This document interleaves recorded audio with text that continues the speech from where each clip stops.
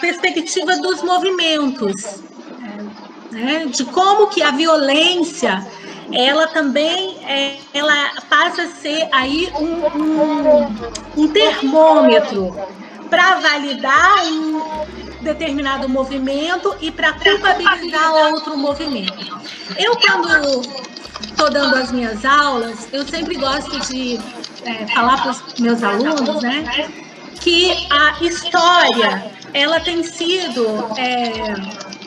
narrada pela perspectiva discursiva justamente da violência, porque a violência, ela tem sido um método pedagógico. É um equívoco falar isso, mas é apenas um instrumental para compreender que a violência tem sido um instrumental utilizada como poder, como delimitação ali e de ação do poder ao longo do processo histórico.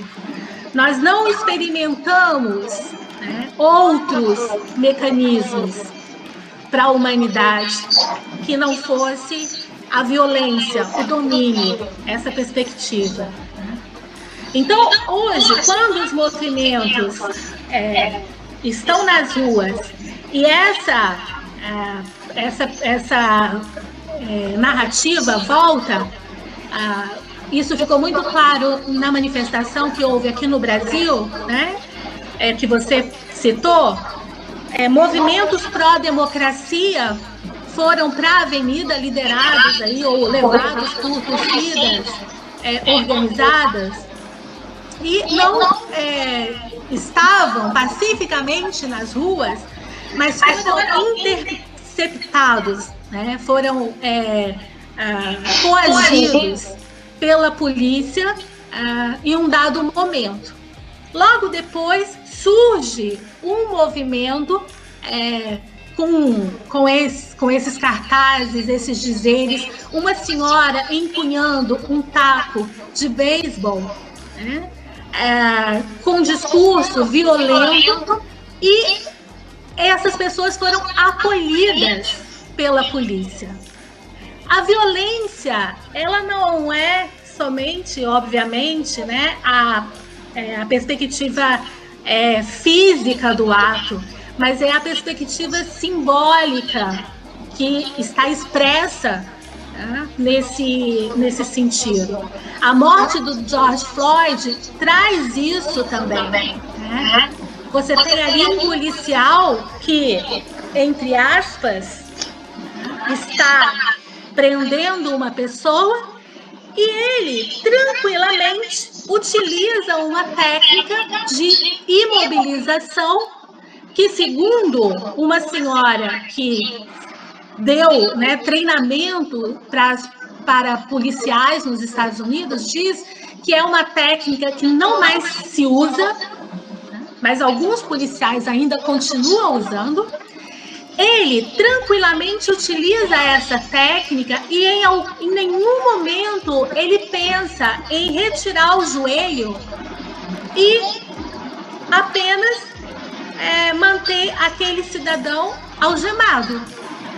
Ele, ao contrário, tranquilamente, ele fica por 8 minutos sobre o pescoço daquele homem. E ele, educadamente, né, no sentido de que todo o processo, ele não resistiu, o George Floyd não resistiu à prisão, ele se manteve ali imobilizado, dizendo que não podia respirar. Então, o cumprimento do dever que estava na cabeça daquele policial garantia a ele o poder sobre a vida daquela pessoa que estava submetida a ele. E os colegas dele, nenhum teve uma atitude de falar para ele: basta, não faça mais isso. Várias pessoas filmavam, várias pessoas falavam, mas nenhum colega dele o fez. Isso demonstra a incapacidade das pessoas de reagir a atos violentos, principalmente quando esses atos violentos são dirigidos às minorias. Aqui no Brasil aconteceu um caso muito triste, muito estarrecedor, ontem, se eu não me engano, de uma criança negra, filha de uma senhora que trabalhava na casa de uma família rica no Recife. Essa senhora sai para passear com o cachorro da patroa e o seu filho de 5 anos começa a chorar. Essa patroa, ela simplesmente abre o elevador, coloca essa criança dentro do elevador e deixa essa criança sozinha ir buscar a sua mãe. O que acontece? A criança se perde, não sabia para onde estava indo, vai parar no 9º andar e cai. Isso é uma violência tremenda, porque essa senhora não levou em conta a vida daquela criança. Quando nós falamos dessas questões, a gente está falando do cotidiano. Isso é bastante interessante, porque quando a gente fala da história, a gente pensa nas instituições, a gente pensa na perspectiva do tempo de longa duração. Mas e o nosso cotidiano? Qual é o sentido da revolução no cotidiano? Uma revolução que pense essa perspectiva da mudança do olhar, de uma cultura que possa se importar com o outro, independente de quem esse outro seja. Isso é uma perspectiva cristã, vamos falar assim. Só que esse cristianismo que pensa a partir deste outro, sem olhar quem ele é, de onde ele veio, como ele se comporta, como ele não se comporta, não é assimilada por esses cristãos que defendem valores da família, da propriedade e assim por diante.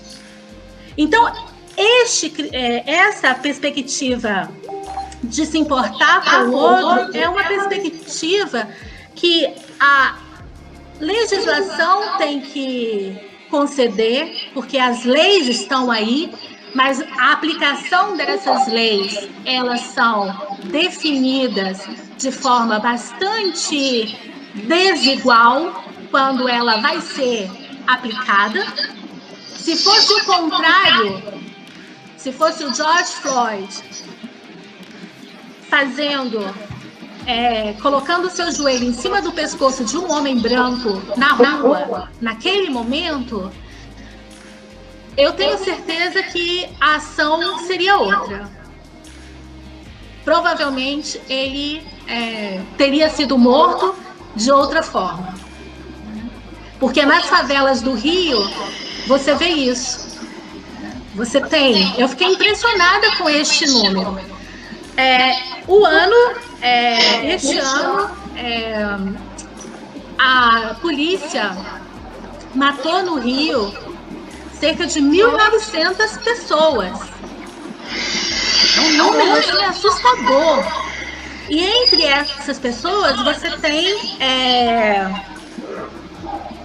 pessoas negras, você tem crianças indo para a escola, você tem crianças brincando dentro de casa. Então, esse cotidiano barbarizado, em que essa violência é uma violência normalizada, e foi isso que o presidente Bolsonaro falou, né? Ele também normaliza essa violência. E isso é inaceitável para que um governante fale.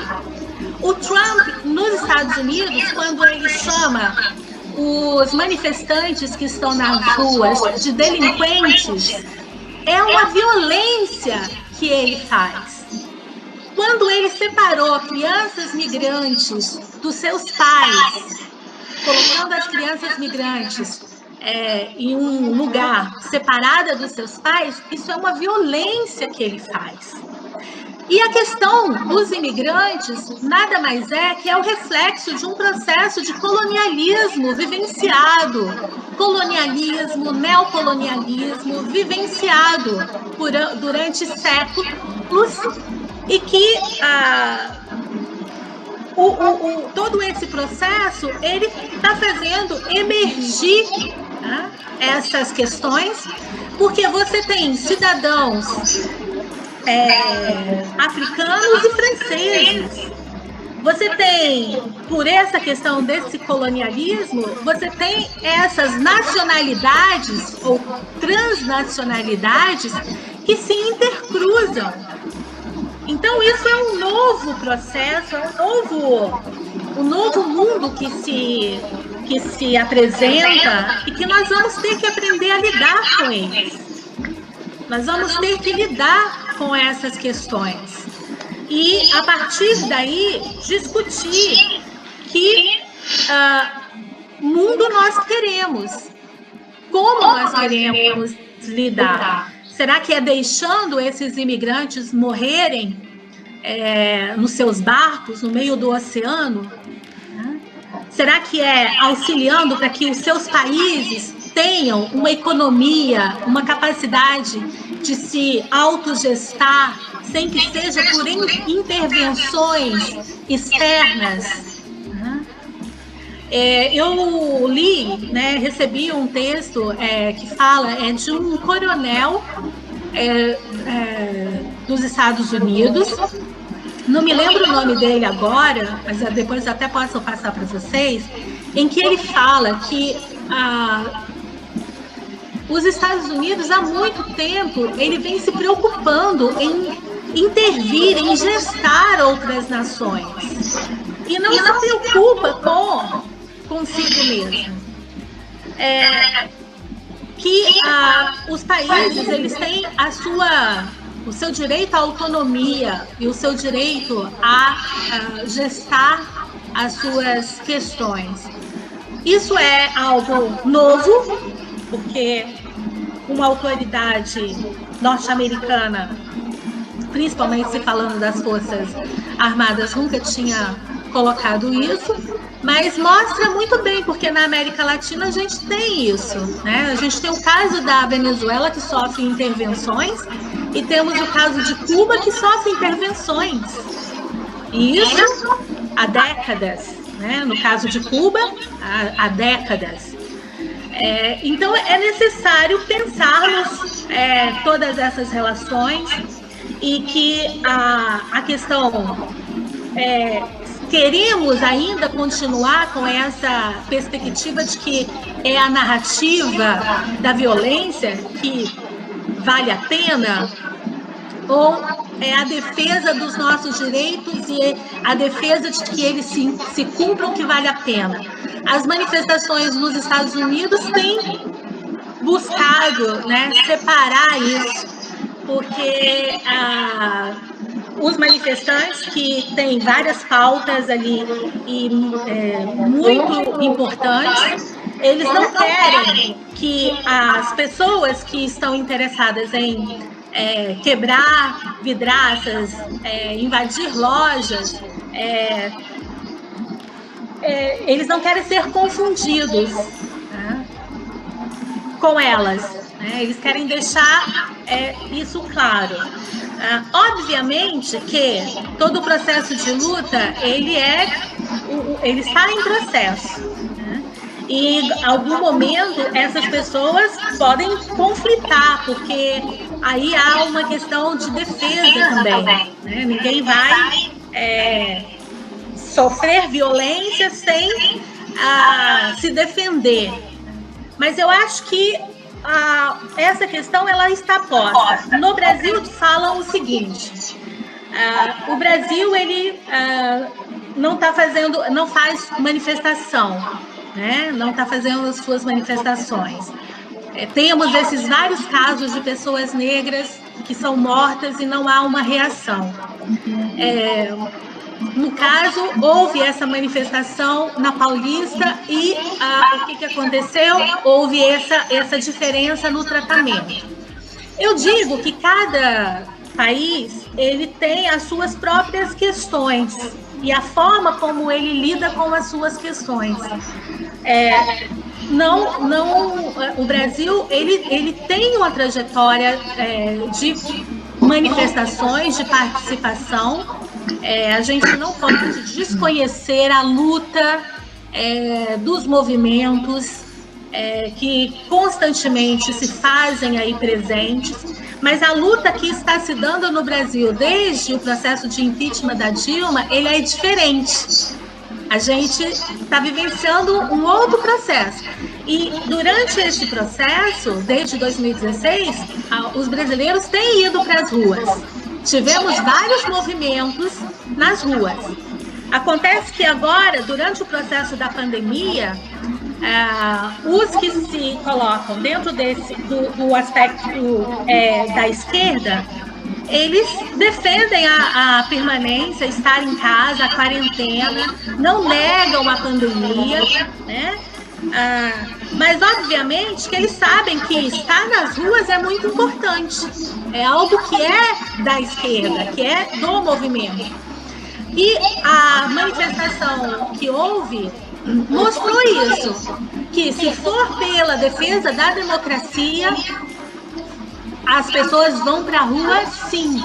E novas manifestações já estão sendo pensadas, já estão sendo organizadas nesse sentido. Então, eu assim, procuro defender isso, porque eu acho que é muito importante a gente defender as lutas da forma como elas estão se dando e os contextos em que elas estão se dando. A gente não necessariamente tem que fazer o que fizeram os chilenos ou o que estão fazendo os estadunidenses, mas a gente tem que fazer, e vamos fazer a nosso modo, da forma como a gente entende, como a gente compreende as nossas lutas. E eu acho que as lutas nas ruas, que é a discussão que está tendo, né, por aqui, é de que isso vai fazer com que haja uma violência e que um possível golpe militar aconteça. Eu, sinceramente, não entendo dessa forma. Eu acho que é importante que haja, assim, dias diferentes de manifestação para a esquerda, como está tendo o dos pró-governo, mas as manifestações da esquerda ou dos movimentos pró-democracia têm que ser respeitados igualmente. Essa é a questão, eles têm que ser respeitados igualmente. E é essa defesa que tem que se dar de agora para diante. E a violência, ela não é uma linguagem que nos permita um futuro. É uma linguagem que nós já temos vivenciado ao longo da história e que tem trazido muita dor, tem trazido muito afastamento.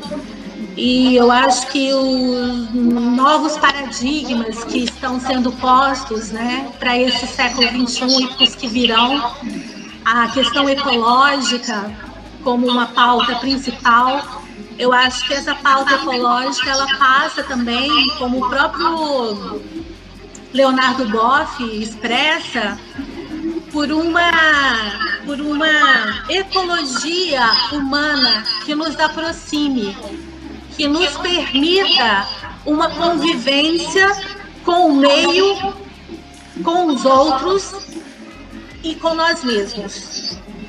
Eu acho que isso tem que ser, né, um processo que vai se construir mediante esse novo paradigma que está sendo colocado para nós, enquanto humanidade.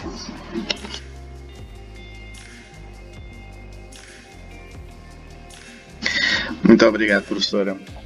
e peço desculpa porque realmente o tempo já se estendeu um bocadinho mais, mas tem tanta coisa importante para ser discutida, mas eu gostava de qualquer das formas dar a palavra ao nosso colega Pedro, que ele também tem uma questão para colocar, ok? Eu vou passar para ele. Tá bom. Olá, boa tarde. Boa tarde. Bom, tem sido um prazer acompanhar aqui a nossa conversa. A minha pergunta é muito simples. Será que, de facto, nós estamos a assistir algo de novo com a subida deste conjunto de indivíduos no poder? Ou se, na verdade, isto é apenas algo cíclico do capitalismo? Uma reação, uma resposta do capitalismo? Porque, vejamos o seguinte, o populismo não é algo novo. Quando o João falou relativamente às instituições, terem uma capacidade de parar esses indivíduos, na verdade o que ele está a falar é sobre uma característica do populismo, que é ir contra as instituições vigentes, não é verdade? Pelo menos eu encaro assim. E a outra questão que eu tenho a fazer é, mais uma prova que poderia ser uma crise de capitalismo, é precisamente o avanço de direitos sociais apresentarem-se como algo que coloca em causa a própria necessidade de existir desigualdade para que se mantenha este sistema. E essa desigualdade não só entre indivíduos, mas também na forma como o globo foi concepcionado, entre regiões que são produtoras de commodities, produtoras de produtos baratos, que alimentam toda uma economia. Normalmente fala-se do hemisfério norte, pronto, tem a Austrália, tem a Nova Zelândia, mas fala-se do hemisfério norte, e por isso a própria intervenção dos Estados Unidos ou da Europa ou inclusive da Rússia nestes países de forma a torná-los pouco estáveis e inclusive com dificuldade de terem uma estrutura política de governo consolidada. Pronto, estas são as minhas perguntas, talvez assim também mais um comentário de pergunta. Gostaria de saber a vossa opinião quanto a isso. Está bem? Tá bem, Pedro. Muito obrigada pela pergunta. Eu acho que é muito pertinente o que você fala, porque, obviamente, com tudo que nós estamos aqui discutindo, a gente está falando de um sistema econômico que vigora, né, que está posto, que é o capitalismo e a sua face que tem sido projetada principalmente, né, nesses contextos que a gente estava mencionando aqui da América Latina, através do neoliberalismo. Eu penso que, sim, a gente, dentro de todas essas questões mencionadas até aqui, o que a gente pode pensar é que o novo projeto econômico, ele se faz necessário. A gente não sabe qual e como ele se dará, mas são questões que também estão sendo postas justamente dentro desse contexto da pandemia.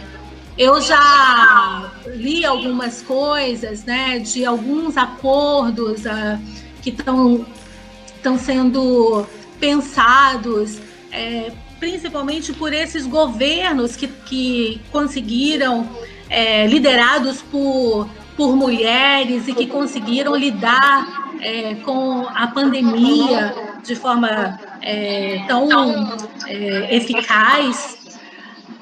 Eu, sinceramente, assim, não creio que seja algo cíclico, mas eu acho que se trata de um momento de ruptura que desenha novos princípios, uma nova perspectiva ética que vislumbra aí as nossas relações para um futuro próximo.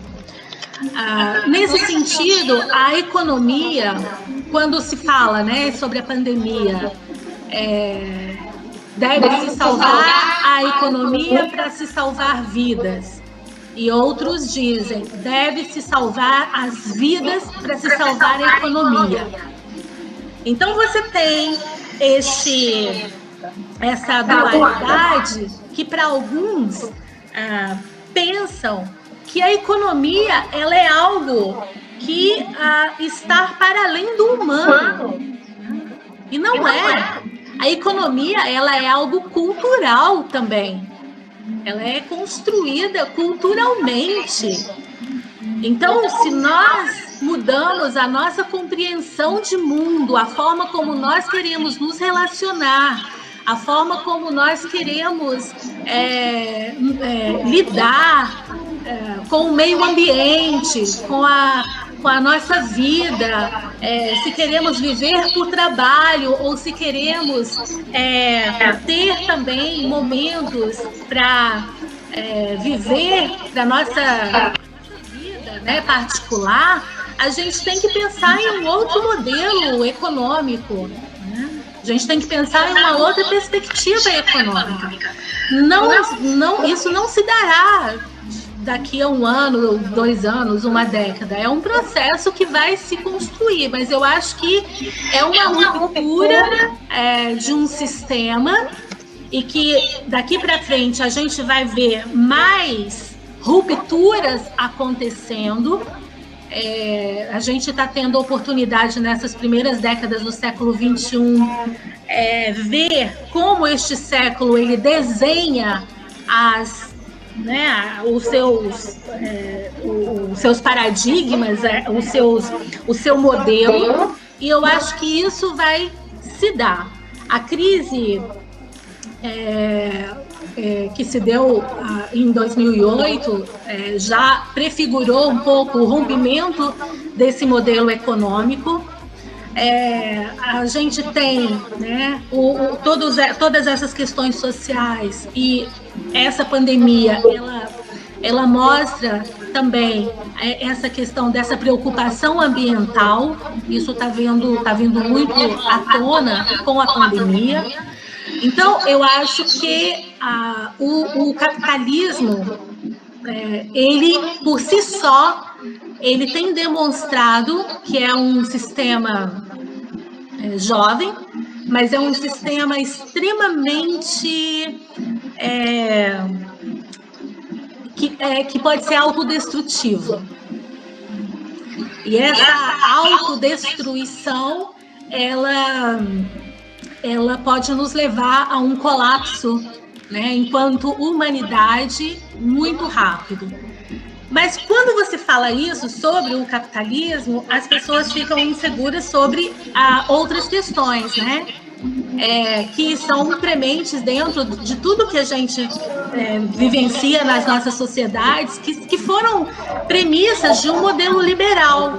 As constituições latino-americanas, e obviamente nos Estados Unidos e na Europa, elas são nascentes de premissas liberais, né? A questão da liberdade, do indivíduo, né? Então, isso são questões que, quando você fala sobre o capitalismo e você fala dessa questão política liberal, ela é contraposta, ela está aí, né? O que isso tem a ver, né? É que o neoliberalismo, ele perpassa a prefiguração de a constituição de superindivíduos. E esses superindivíduos, eles se sobrepõem ao coletivo. E isso é algo que a gente está vendo que coloca em xeque justamente a garantia de manutenção dessas sociedades, do futuro, e coloca em xeque a perspectiva do capitalismo em si, né? Como sendo algo que vai se voltando tanto para essa perspectiva reducionista do indivíduo, da propriedade em si, que acaba por se implodir. Então, eu acho que é um processo de rupturas. A gente está vivenciando um processo de rupturas.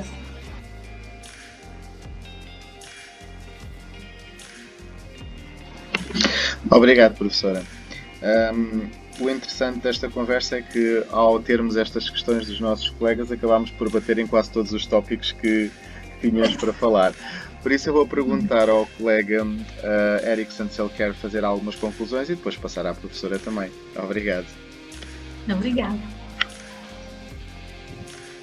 Então, eu acho que, para fechar, eu acho que minha participação aqui, eu não sei se a professora ainda tem alguma palavra final, mas para encerrar aqui minha participação em si, eu queria fazer uma aspas aqui, uma citação que foi o que motivou a minha intenção com essa nossa conversa aqui, que é uma citação da própria professora, da professora Kátia, do Facebook dela. Eu achei excelente, achei genial, e a parte mais importante que me chamou a atenção, que eu acho que resume bem o que a gente debateu até aqui, né? Então, abrindo aspas para a professora Kátia, que faz aqui essa ilustríssima participação com a gente, né? Então, segundo o post da professora aqui do Facebook, que eu copiei do Facebook, lute. Vamos lutar. Seja de que forma foi, de que forma que você consegue lutar. O fascismo, o racismo, o machismo e toda forma de opressão não pode vencer. É isso, lute. Então eu acho que isso daqui perpassou toda a nossa conversa e eu acho que é o fundamental aqui. E eu acrescentaria mais que é justamente lutar pela vida, né? Que eu acho que também foi outro critério que a professora trouxe para a gente, a nossa preocupação que a gente tem que ter, e eu acho que é algo que todos temos que levar enquanto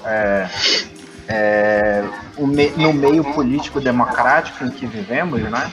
A vida tem que ser colocada em primeiro lugar, e sem vidas não tem nem política e muito menos economia, né? Então, eu acho que é isso que se faz resumir, eu acho que a conclusão rumou para isso. As vidas que foram ceifadas e que de fato representam, e elas são tudo, elas importam sim, e que estão dando aí origem a essas rupturas e estão fazendo essa pressão não apenas aqui na América Latina, a gente vê na Europa, e isso tudo começou justamente nos Estados Unidos, foi muito representativo, mas foram construções que foram se colocando no decorrer do tempo, né? Tipo, essas minorias, a vida dessas minorias que importam sim, sempre importaram, por mais que não estivessem aparecendo ou fossem silenciadas, né, por muitos canais. Hoje em dia é mais do que importante a gente ressaltar que elas importam sim. Então, eu encerro aqui a minha participação. Passo a palavra para a professora, se ela tiver alguma palavra final, algo a acrescentar. Eu, assim, só quero agradecer muitíssimo o convite. É um prazer poder conversar com vocês. As perguntas da Jeane e do Pedro, da Genina, super interessantes, que ajudou aqui a gente a refletir sobre todo esse contexto, que não é fácil, né? A gente fala, mas não é um contexto fácil, porque são muitas questões que estão aí em jogo, né? Mas eu quero reforçar o que o Eric falou, o que o Erickson falou, né? Sobre que o que importa é realmente a gente lutar pelos direitos, lutar para que as vidas importem, seja de quem for. Eu acho que a gente está num processo em que a gente precisa ter isso muito claro, de mudanças, de aprofundar direitos e de defender a vida. A violência que chega ao outro dessas formas que já foram citadas aqui não pode ser algo naturalizado. A violência não deve ser naturalizada. E a morte, né, não deve ser naturalizada. Então, eu acho que é isso. E eu agradeço muito. Estou à disposição quando quiserem conversar novamente. Foi um prazer. Obrigada. Muito obrigado, professora. Permita-me só, já agora para finalizar, agradecer imenso ter estado aqui, agradecer ao meu grande amigo Erickson. Ao fim e ao cabo, ter dois profissionais deste calibre aqui foi quase como uma criança numa loja de brinquedos para mim. E muito obrigado ao Pedro e à Jenny também, que estiveram aqui, que fizeram perguntas interessantes. e espero que estejamos todos juntos daqui a pouco tempo, ou mais que não seja, para acompanhar as nossas próximas conversas e as nossas próximas entrevistas. Obrigado a todos. Por mim, muito obrigada. Obrigada. Não, obrigado eu. Adeus. Tchau.